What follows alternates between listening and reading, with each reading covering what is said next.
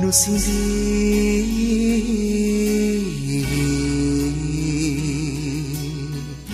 නොනැවති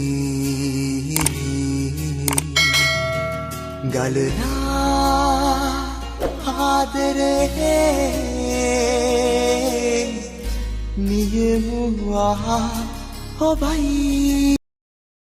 ක්‍රිස්තුමන් තුළ මා ප්‍රේමවන්ත සහෝදර සහෝදරියනි, අද ජූලි මාසේ 12 වෙනිදා ඉරිදා දවසයි. ඔබ මම අද දවසෙන් ආරම්භ කරන්නේ සාමාන්‍ය සමයේ 15 වන ඉරිදිනයි සතියයි.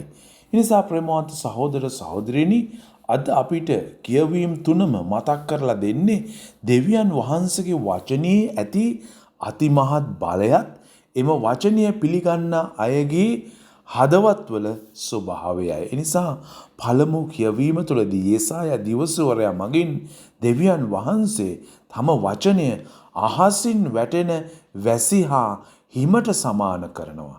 වැස්ස පොළව තෙමලා එය ඵලදායි කරනවා වගේ දෙවියන් වහන්සේගේ වචනයද කිසිදා හිස් අතින් උන්වහන්සේ වෙත ආපසු නොයන බවත්, එය උන්වහන්සේගේ අරමුණ මෙලොවේදී පොළොවේදී ඉටු කරන බවත් තහවුරු කරනවා. එහි ප්‍රතිඵලය අපට වහාම දැනුනේ නැතත් දෙවියන් වහන්සේ නිරතුරුවම ක්‍රියා කරමින් සිටින වග අද අපිට මතක් කරනවා.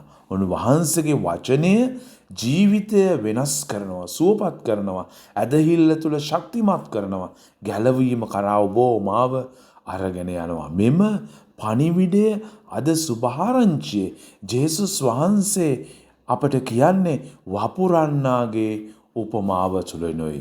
වපුරන්න බීජය සෑම තැනම ත්‍යාගශීලීව වපුරනවා. එම බීජය දෙවියන් වහන්සේගේ වචනයයි.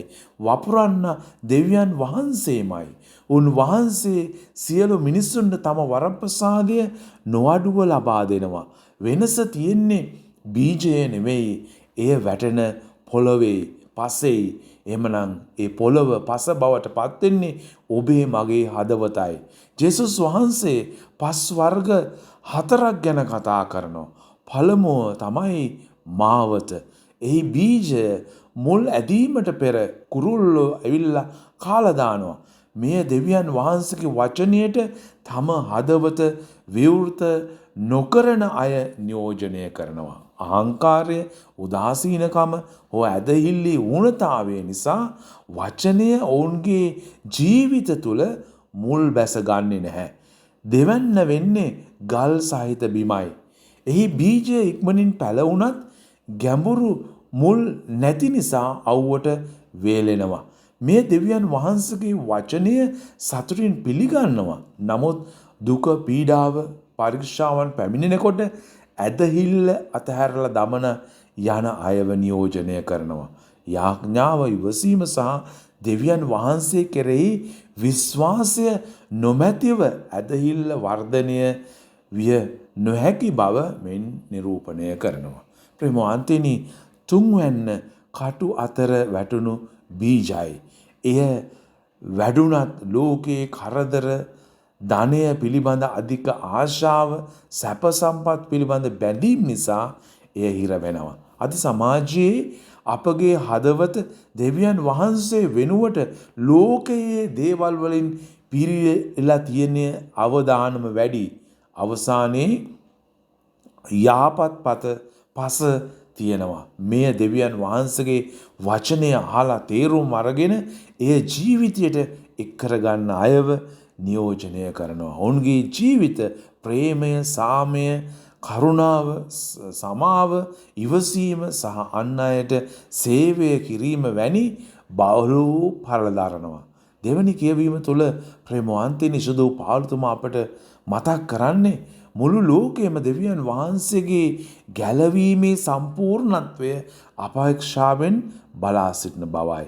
අද ලෝකයේ දුක් විඳින නමුත් එය බලාපොරොත්තුවෙන් පිරලා තියෙනවා. වර්තමානයේ දුක් වේදනාව ඉදිරියේ අපට හෙළිවන මහිමයට සමාන කළ නොහැකි බව සුද්ධ පවුලතුමා කියනවා. ඒ නිසා කිතුණුවන් වන අපි බලාපොරොත්තුවේ සාක්ෂිකාරයෝ වෙන්නට ඕන. අද ලෝකෙට අවශ්‍ය වෙන්නේ යහපත් පසක් මෙන් ජීවත් වෙන මිනිස්සු. දෙවියන් වහන්සේගේ වචනය ආලා ඒ ක්‍රියාවෙන් ජීවත් කරවන මිනිස්සු. අන්න එතකොට පවුල ශක්තිමත් වෙනවා. සමාජය සාමයෙන් පිරෙනවා. දුප්පතුන්ට උපකාර කරන්න අපි සංවේදී වෙනවා. සමාව දීම, ප්‍රේමය සහ යුක්තිය අවට වර්ධනය වෙනවා. ඒ නිසා අපි අපෙන් මහමු මගේ හදවත තුල ඇත්තේ කුමන පසක්ද? ලෝකේ කරදර, ධනය පිළිබඳ ආශාවන්, වෙනත් බැඳීම් දෙවියන් වහන්සේගේ වචනයට ඉඩ නොදෙනව නම් අපි කොහොමද ක්‍රියාකාරී වෙන්නේ? දිනපතා දේව වචනය කියවනවද? උන්වහන්සේට සවන් දෙනවද? මගේ ජීවිතය තුළ ක්‍රිස්තුස් වහන්සේගේ වචනය පළ දරනවද? දෙවියන් වහන්සේ කිසිදා වැපරවීම නතර කරන්නේ නැහැ. අපගේ හදවත අද මාවතක් නැතිවත්, ගල් සහිත බිමක් වැනිව්වත්, කටු අතර වැටුණු බිමක් වුවත් උන්වහන්සේ අපව අතහරින්නේ නැහැ. යාඥාව, පසුතැවිල්ල, සුද්ධ වූ දිව්‍ය පූජාව සහ පෞකමාව තුළින් උන්වහන්සේ අපගේ හදවත් යලි සාරවත් කරන නිසා දෙවියන් වහන්සේගේ වචනයට බාධා කරන සියලුම දේ අපෙන් ඉවත් කරලා අපගේ හදවත් යහපත් පසක් බවට පත් කරගන්නට අද දවසේ අපි යාඥා කරමු. එතකොට උන්වහන්සේගේ වචනය අප තුළ බහුල ලෙස පළදරාවි. අපගේ පවුල්, අපගේ දේවස්ථානය, මුළු ලෝකෙම ආශිර්වාදය කරાવી. ඒ වරම හොයාගමු. ආමේන්. දිස්පීටයි.